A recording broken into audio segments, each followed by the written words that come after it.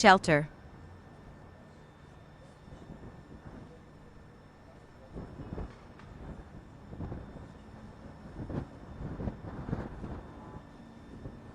So this is Tehran. This is literally happening right before I hit record. We've got a ton of footage.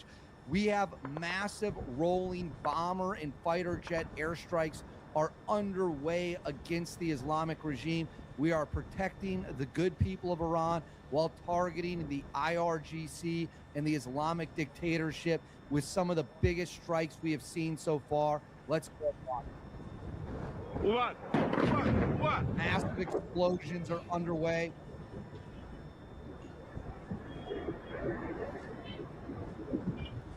You can see huge clouds of smoke and then more and more bombs being dropped. از اینجا میاد اینجا.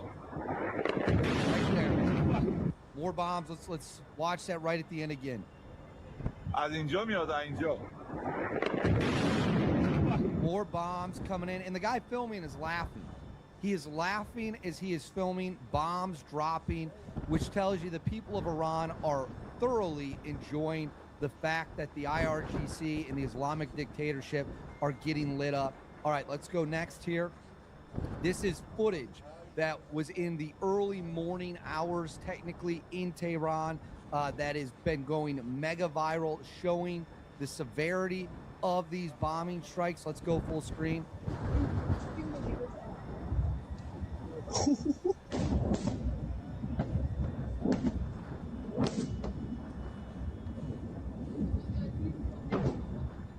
Massive airstrikes remind you of the invasion or the bombing campaign in 2003 in Iraq and Baghdad.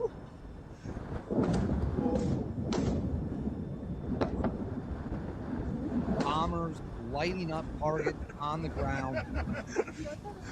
Again, the people are very happy to see it. Literally laughing as it's going.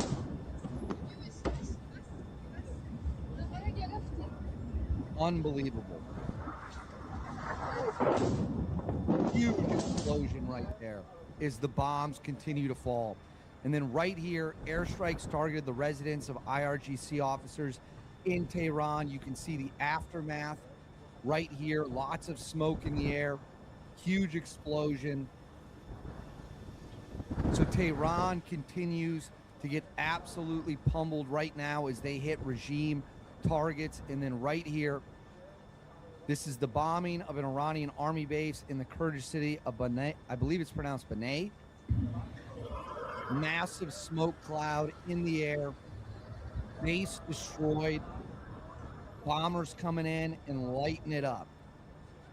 And then right here, this is footage from U.S. and Israeli airstrikes targeting the Kurdish populated border region, including border posts, bases, police stations, Bazij facilities in cities like Pava and Sana Dajat. The strikes could open the door for Iranian Kurdish militant groups from Iraqi Kurdistan, potentially several thousand fighters to move into Western Iran.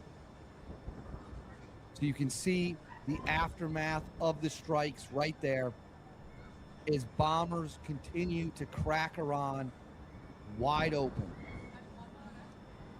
We are absolutely hammering the Islamic regime. There's no other way to say it. We are putting a beat down on them of epic proportions. And then here, this is pretty wild. So let me get this on the screen for you. Make sure it's set correctly. This is the IRGC Navy's Iris Shahid Saeed Shirazi Soleimani class corvette warship has been targeted in Bandar Abbas. Let's watch this footage.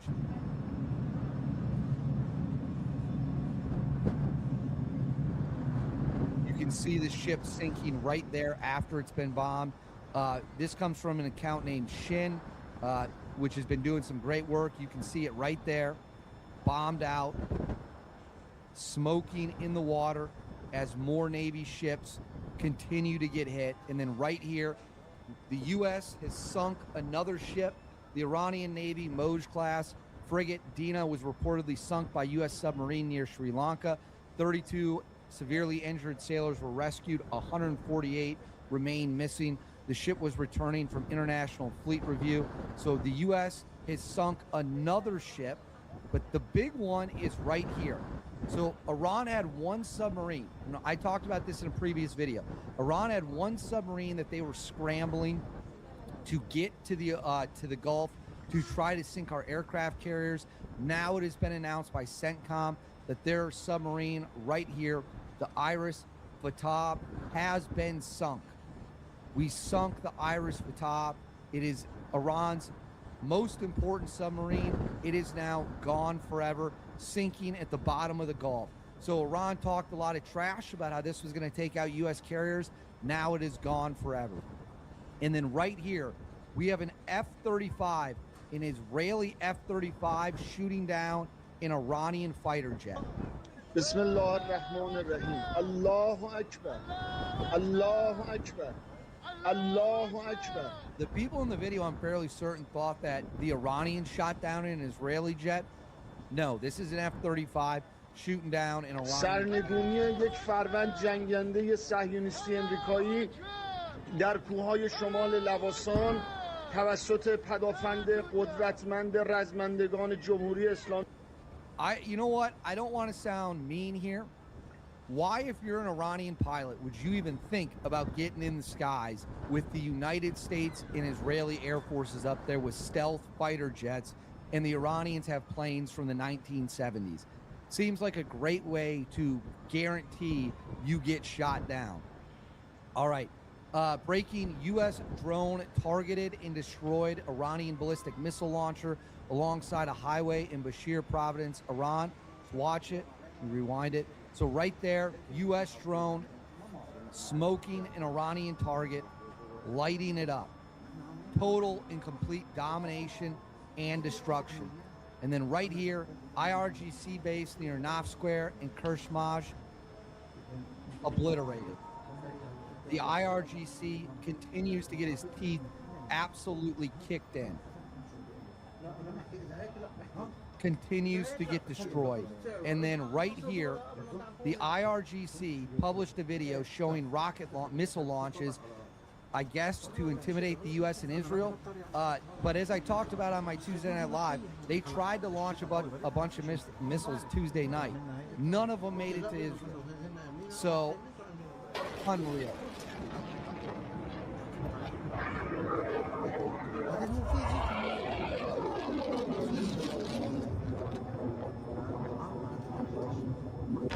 These are Iranian missiles that they filmed ballistic missiles launched towards Israel and U.S. targets.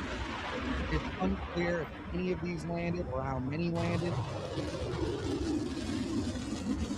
Iran's rate of fire for missiles is already greatly decreased as we enter day 5 of the war. And then right here, we've got a bunch of footage, strike footage. This is an American fighter dropping a guided bomb, an Iranian attack drone, vaporizing it. So right there, completely destroyed. Just literally vaporized. And then right here, we have footage from the Israelis hitting Isfahan in a variety of targets. Let's watch. You can see the smoke. Looks like they hit a radar station. They're hitting everything they can get their eyes on. Huge explosions. And then right here, footage of an Israeli Air Force airstrike on a Russian-supplied Mi-17 helicopter in Iranian service. So that's a Iranian attack helicopter provided by Russia. That thing's never flying again. Completely blown up. One less attack helicopter the U.S. and the Israelis have to worry about. And then right here, this is footage of the United States striking a variety of drones, hammering them across the board.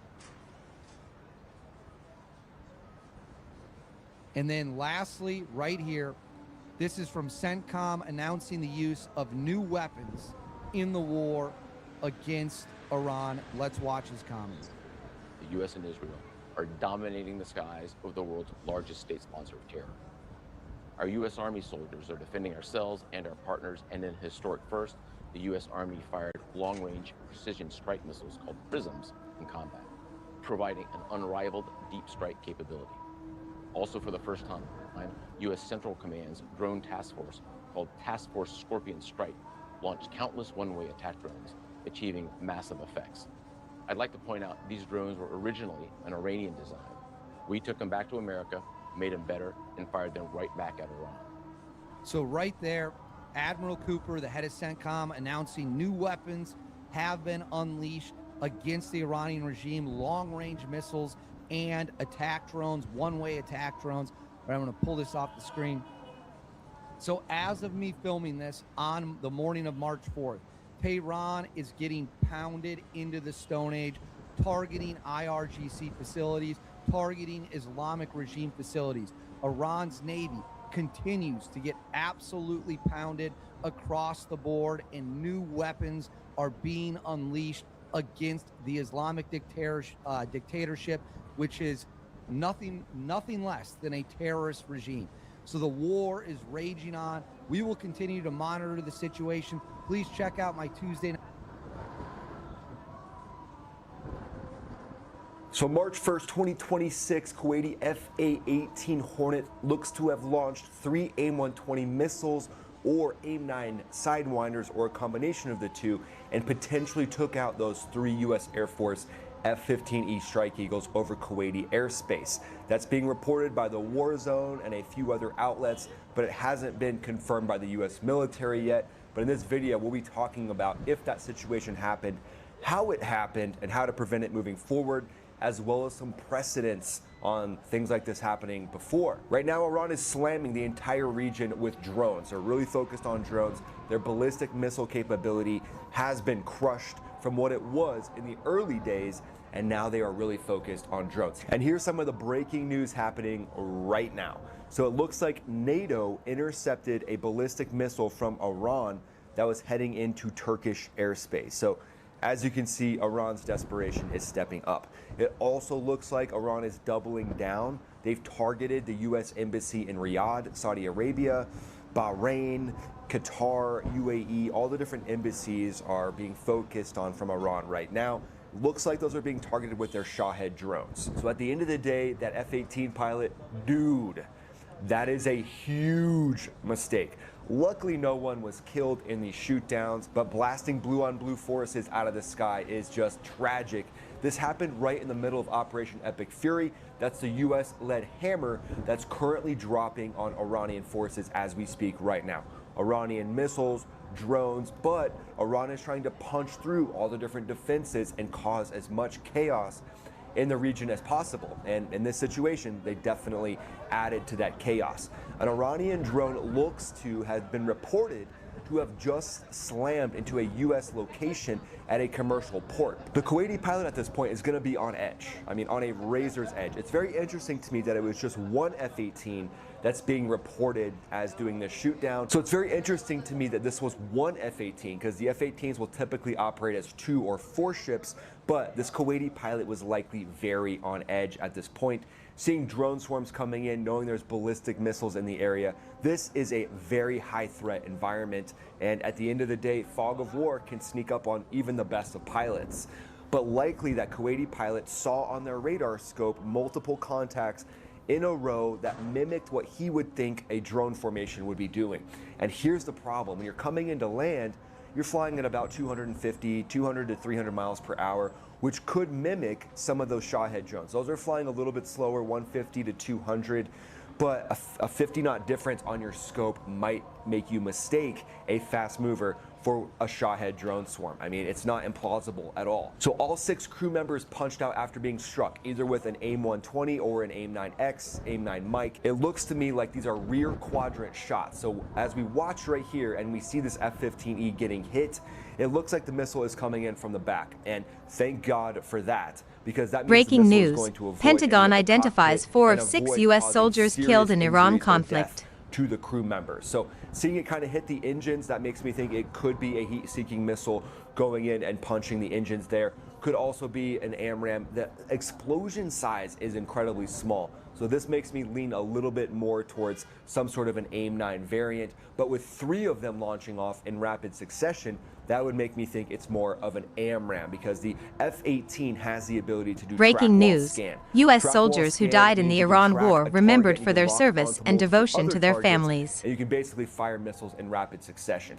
Thank God for these ejection seats, though. Hats off to the different aircrew life support specialists that maintain and make sure these ejection seats are good to go every single day. Multi-million-dollar Eagles. I mean, at this point, these things are approaching $100 million a pop. So I'm sure the Kuwaiti leadership was like, yeah, here's 300 million plus a little bit of interest. So this is a blue-on-blue mess that shows how fast things can go sideways in contested skies, with Iran throwing everything they've got at the U.S., at Kuwait, and at all their Gulf neighbors. So stick around, because we'll do a deep dive into how this likely happened, how the ROE and the tech didn't catch it, and how the ROE will hopefully change. ROE is rules of engagement for you acronym lovers out there. The Kuwaiti Air Force angle, what their training is like, and then we'll do a realistic what-if situation and escalation of how the whole region could be facing swarm tactics like this and what to do. So obviously this F-18 pilot is gonna get some heat, right, from their squadron mates, from the actual Kuwaiti Air Force. But at the end of the day, this F-18 pilot is never gonna hear the end of this one. His bros are gonna pull him aside and they're gonna be like,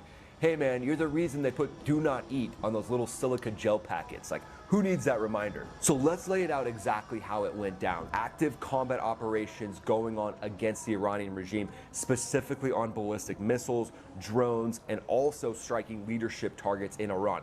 That's exactly what the F-15E was likely striking. And as we saw in a lot of this footage, the F-15E doesn't have any weapons on it anymore. So basically cleaned off the racks. Went into Iran, cleaned off the rack. So in my opinion, it looks like it's coming back in from a mission, but it looks like it could have been coming in as a swarm of drones was coming in as well. And when you're in an F-15E, you might not be able to wait, because tanker resources are likely spread extremely thin. They're focused on the combat aircraft going into Iran, so you can't get that extra squirt of gas that could maybe let you wait and loiter while those F-18s focus on taking on that wave of drones. U.S. forces are obviously in Kuwait to back up Kuwait, but also it's a perfect launch area for the strikes for Operation Epic Fury. This is shared defense and coalition operations, so chaos ensued. And then it's said to have been reported that moments later, a single Kuwaiti FA-18 picked up unidentified fast movers on radar, misidentified them as hostiles, and fired 3 missiles. Boom. 3 F-15Es down. CENTCOM has confirmed it as just a friendly fire incident, so they haven't confirmed what it was. They haven't confirmed if it's F-18s, if it's Patriots.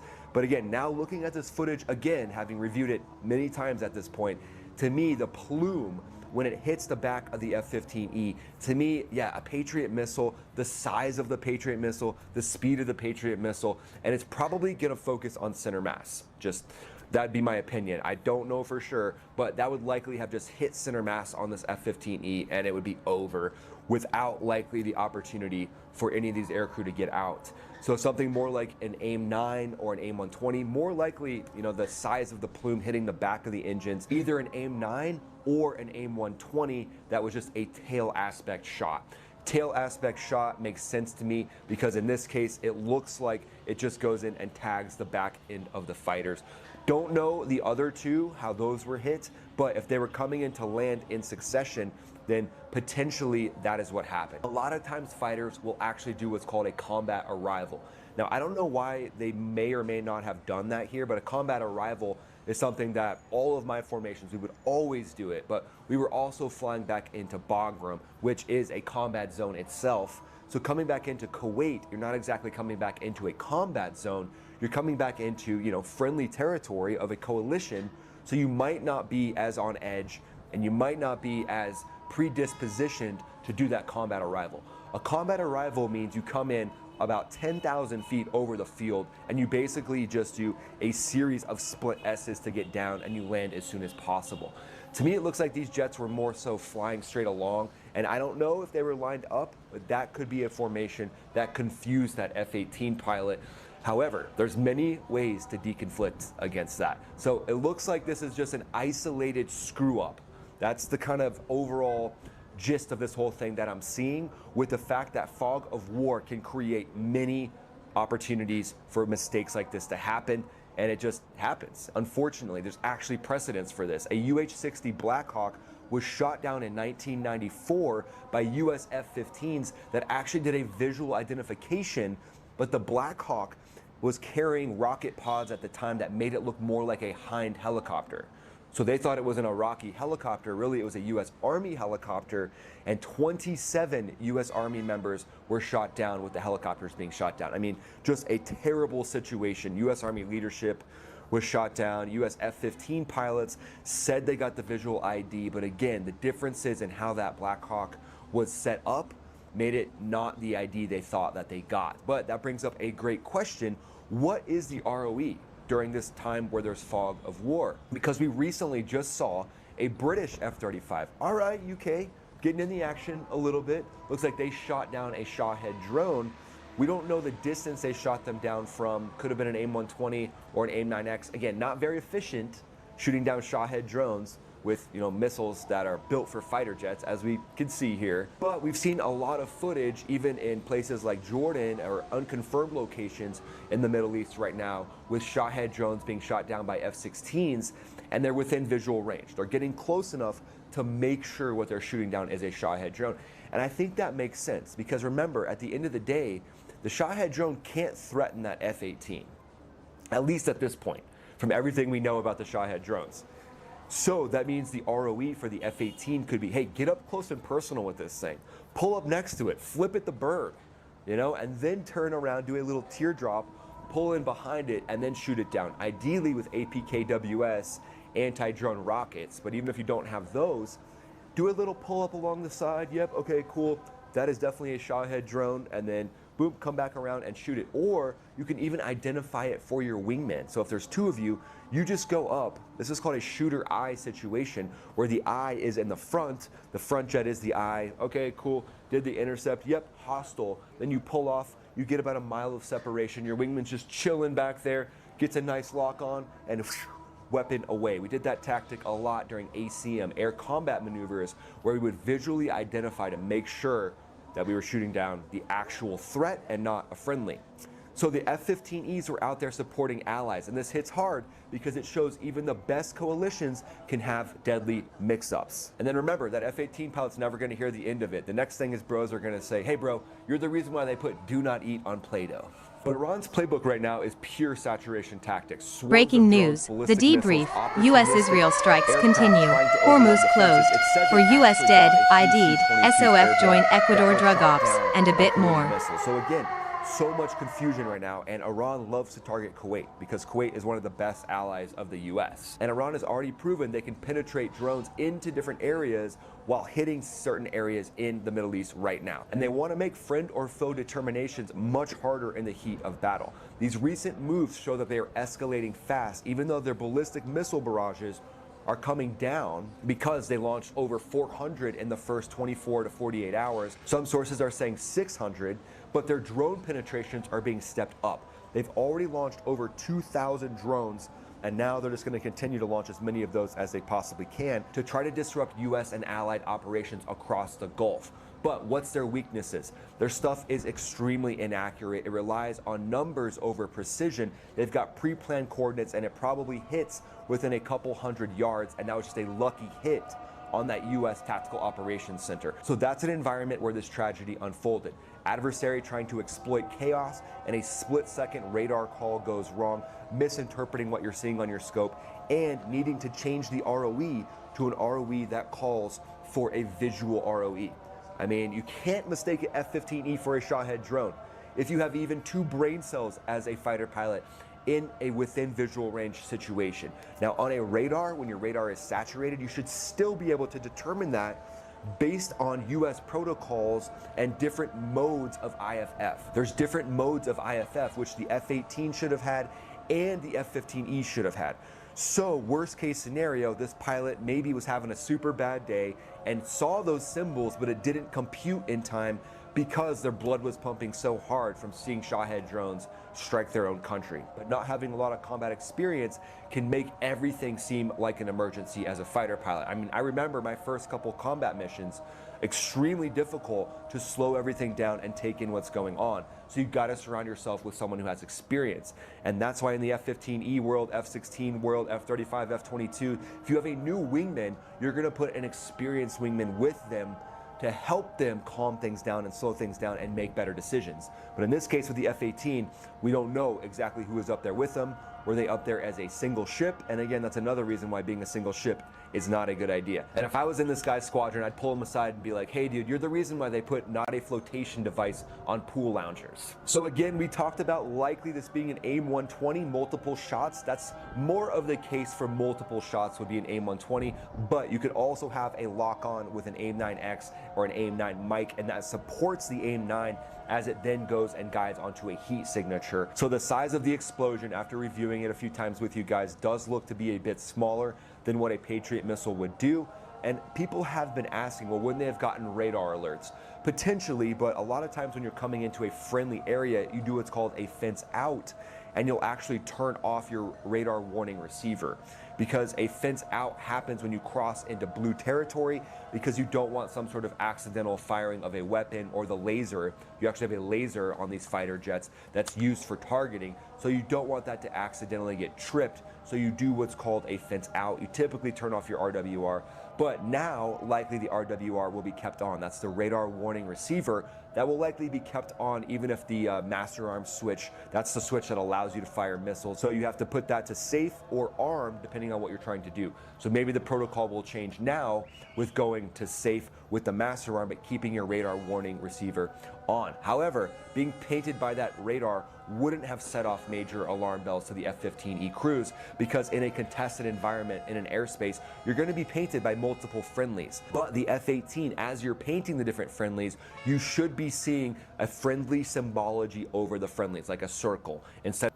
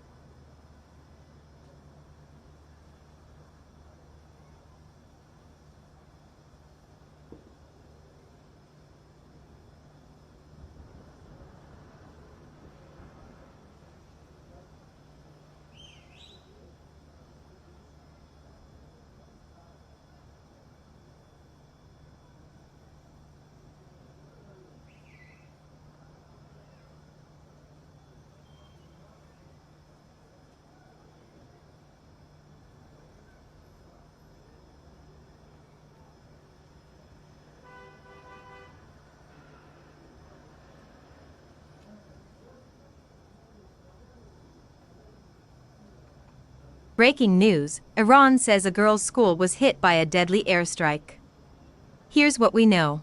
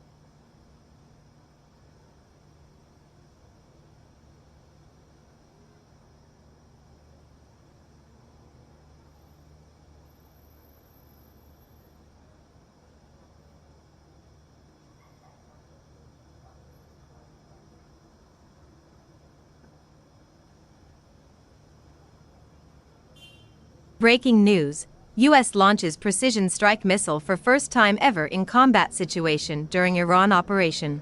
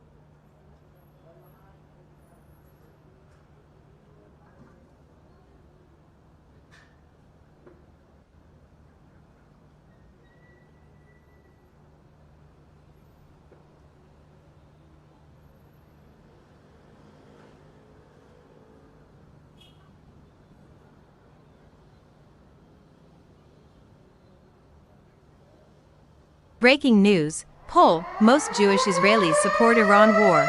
Toppling regime. Arab backing far lower.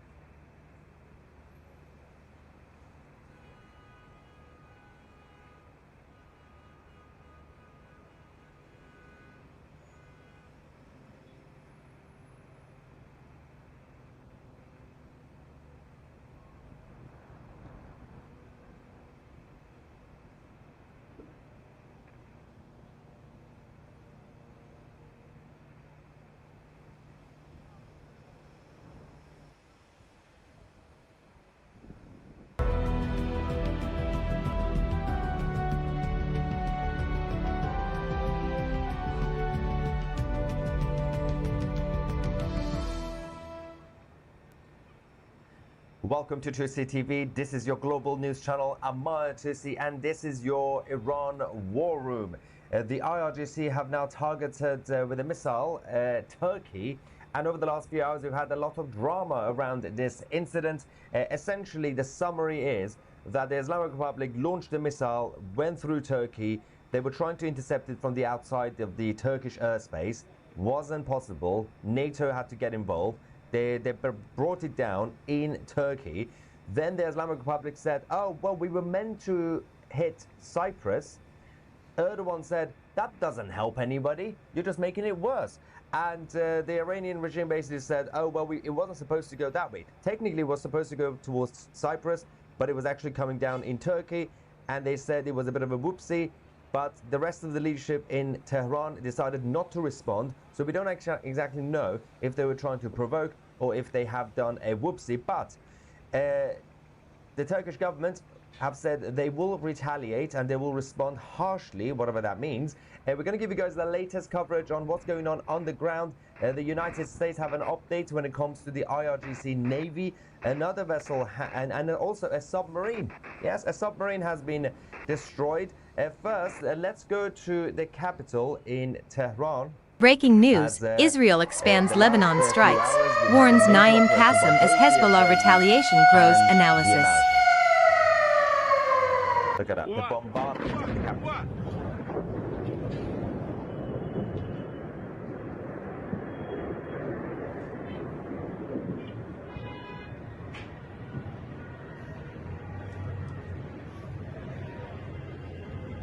از اینجا میاد اینجا.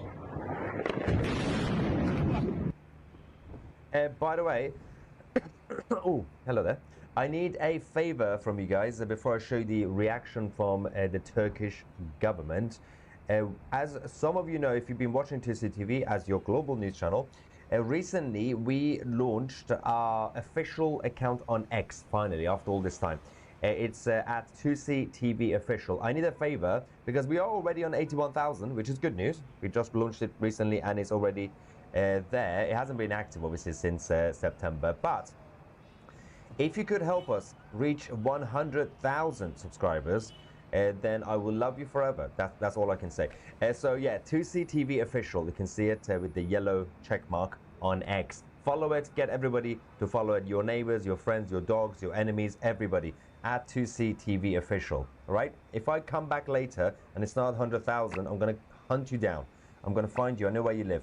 All right, let's go to Turkey following the interception of the missile that was launched from the Iranian territory.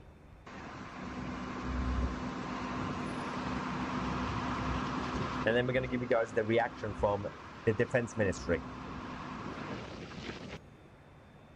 So, that's the debris. Not a good look for the IRGC, by the way. Because if they are telling the truth that it was a whoopsie, they were supposed to be hitting Cyprus, but actually the missile was coming down in Turkey anyway, it doesn't help.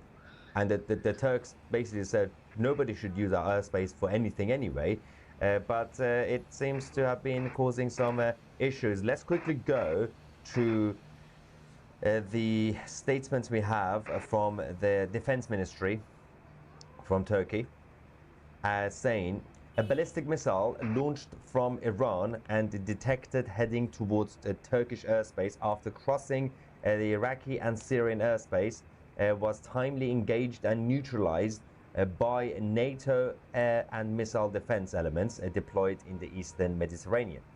It has been determined that the ordnance that fell in Dortiol, a district of Hatay province, belonged to an air defense munition that intercepted the threat in the air. There were no casualties. Breaking news, 74 retired U.S. generals, admirals back Iran strikes, warn Tehran seeks to spill American blood. Country and citizens are at the highest level.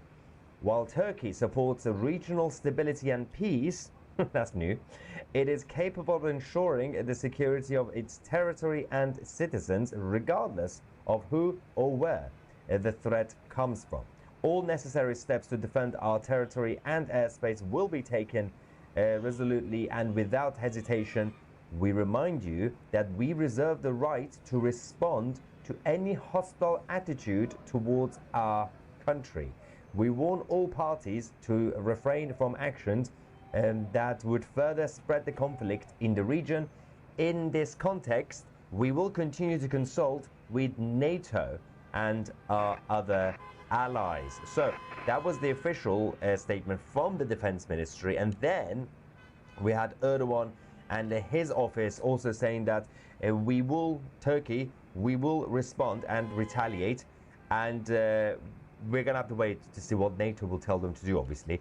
So it's going to be slightly problematic. If the IRGC decides to, as they say, target Cyprus again, and then somehow their missiles get closer to Turkey, then obviously the Turkish military will have to take drastic actions. Quickly going back to Iran, there was a bit of a situation earlier on.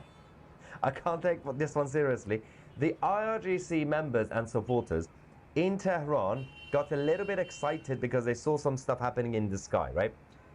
They thought they were cheering a fighter jet, an American or Israeli fighter jet, being destroyed in the skies, being downed. Everybody was like, yeah, the IRGC was so they're happy. Then they discovered that this was actually